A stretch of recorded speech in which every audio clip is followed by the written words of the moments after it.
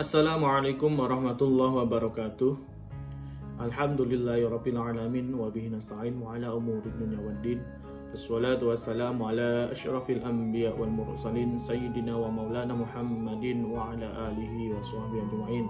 Wa la haula wa la quwwata illa billahil aliyyil azim, amma ba'd. Sebelumnya perkenalkan, nama saya Muhammad Candi dengan NIM 2381130911 dari kelas B24 PJJ PAI. Yang terhormat beliau Bapak Heru Prayogo, Magister Pendidikan selaku dosen pengampu mata kuliah Cirebon Studies. Teman-teman dari kelas B24 yang saya sayangi dan saya banggakan, terima kasih atas waktu yang telah diberikan. Di sini saya akan mempresentasikan untuk memenuhi tugas mata kuliah Cirebon Studies. Langsung saja, sistem kesenian di Cirebon 1. Jadi untuk presentasi ini nanti itu meliputi wayang kulit cepak, wayang wong, dan lukisan kaca. Yang pertama terkait dengan wayang kulit. Wayang kulit Cirebon adalah salah satu bentuk seni pertunjukan yang memiliki kekhasan tersendiri dibandingkan dengan jenis wayang kulit di daerah lain di Indonesia. Seni ini tidak hanya menjadi hiburan, tetapi juga berfungsi sebagai media dakwah dan penyebaran ajaran Islam. Ciri khas wayang kulit terkait dengan warna dan bentuk. Jadi wayang kulit Cirebon sering dicat dengan warna kehijauan dan memiliki bentuk tatahan yang halus. Setiap karakter memiliki desain wajah dan atribut yang mencerminkan sifat dan karakter masing-masing tokoh. Terus terkait dengan penggunaan pakaian, berbeda dengan tradisi wayang kulit di daerah lain, karakter dalam wayang kulit Cirebon seringkali mengenakan pakaian, termasuk para dewa yang mencerminkan akulturasi budaya lokal. Fungsi dan peran. Yang pertama, sebagai media dakwah.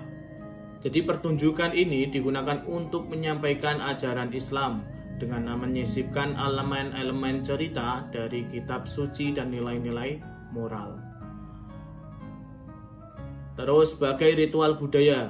Jadi wayang kulit sering dipentaskan dalam berbagai acara adat seperti sunatan, pernikahan, dan juga upacara tolak balak. Ini berarti menunjukkan integrasi antara seni pertunjukan dan praktik keagamaan dalam kehidupan sehari-hari dalam masyarakat Cirebon.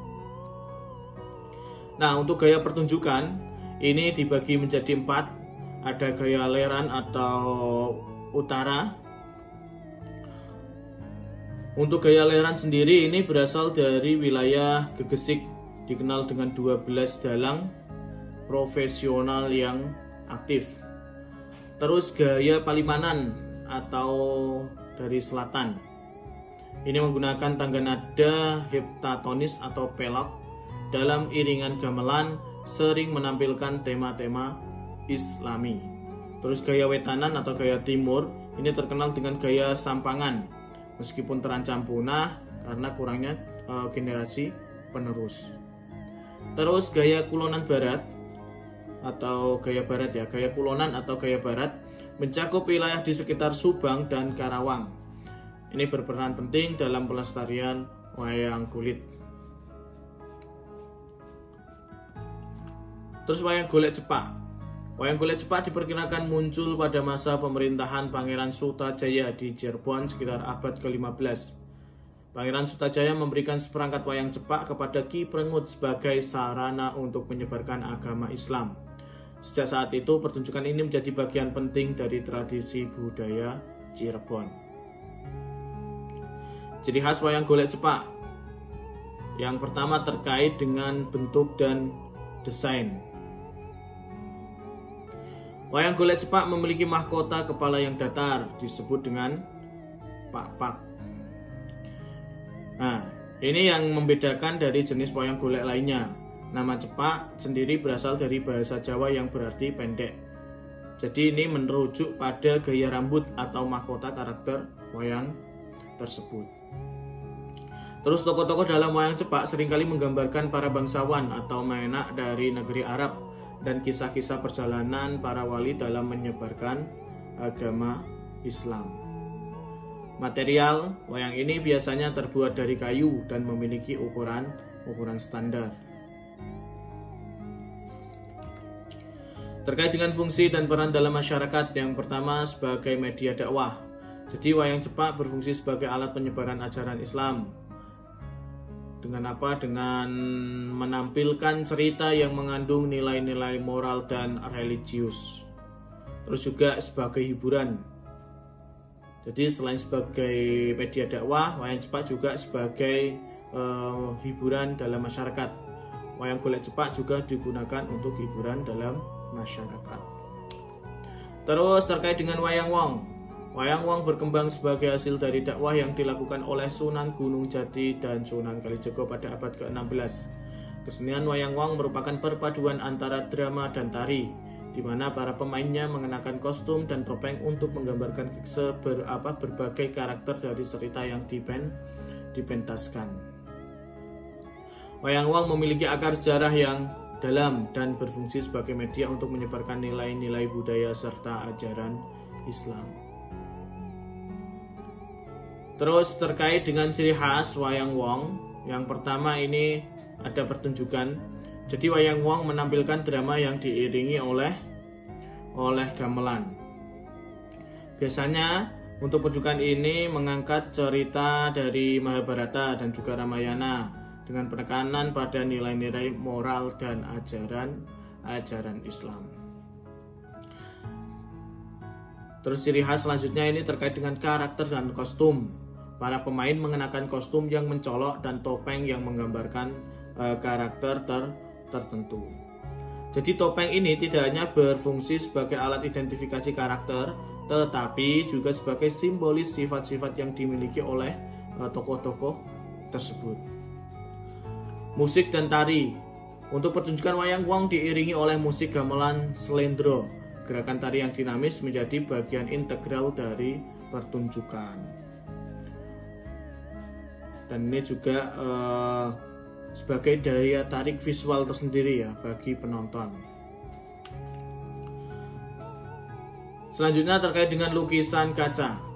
Lukisan kaca diperkirakan telah ada sejak abad ke-17 bersamaan dengan berkembangnya agama Islam di Pulau Jawa.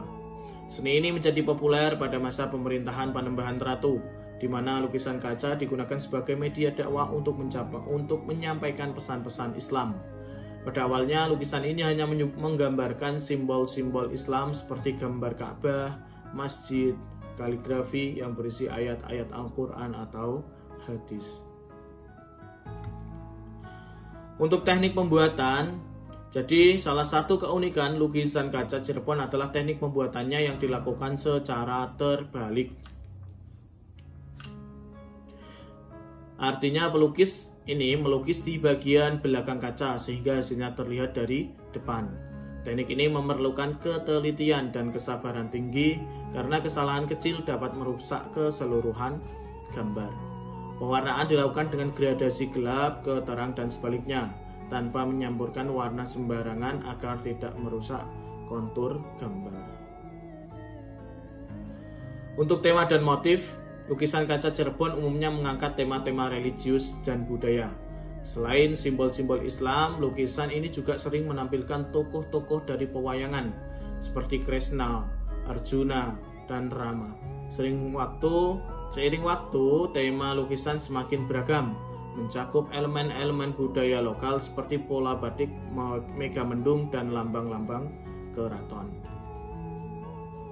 Selanjutnya untuk fungsi dan makna, ini lukisan kaca selain sebagai hiasan rumah, lukisan kaca juga dipercaya memiliki fungsi spiritual sebagai penolak balak bagi pemiliknya.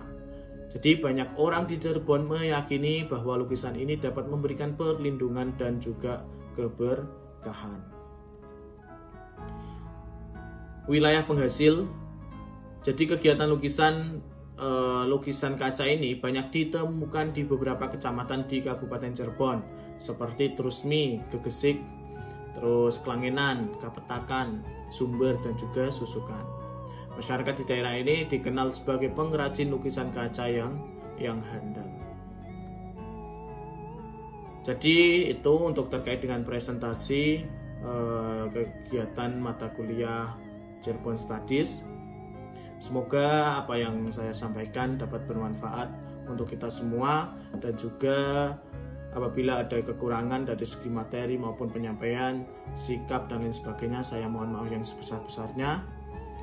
Sekali lagi semoga kita semua diberi kesehatan sehingga dapat senantiasa tholaqul ilmi dimanapun dan kapanpun, dan juga menjadi manusia yang bermanfaat bagi lainnya. Terima kasih. Akhirul kalam. Wassalamualaikum warahmatullahi wabarakatuh.